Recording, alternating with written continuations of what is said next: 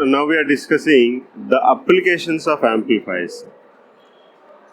RC coupled amplifier we use as voltage amplifiers in the public address system.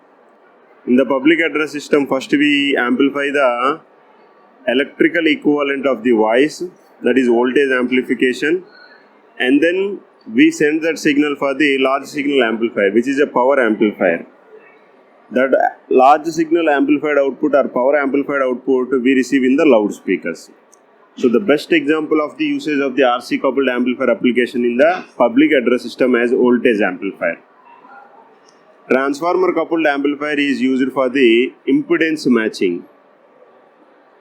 Impedance must be one stage of amplifier. When the impedance of one stage of amplifier is matching to the second stage, then the power will be transformed.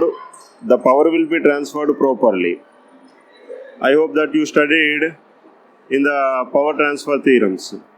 Whenever we are requiring the impedance matching, then we can use the transformer coupled amplifier because it cannot amplify the frequencies over the large range.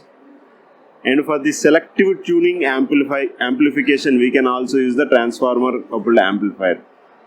We take a tuned circuit, and at that time, to couple the input of one stage to the another stage, we can use the transformer coupled amplifier. In the direct coupled amplifier, we cannot use the high frequency signals. So for the DC amplification, for the low frequency signal amplification, we can use the direct coupled amplifier. So amplifiers applications are different according to what is the coupling we are using. If it is RC coupling, we are using those amplifiers as voltage amplifiers in the public address systems. And if it is a transformer coupled amplifier, we are using for the impedance matching. If it is a direct coupled amplifier, we are using those direct coupled amplifiers for the low frequencies amplification. So anyway, whenever we discuss the amplifier, the application of the amplifier is always to enhance the weak signal.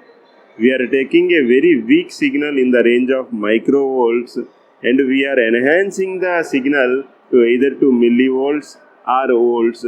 This process is called as amplification.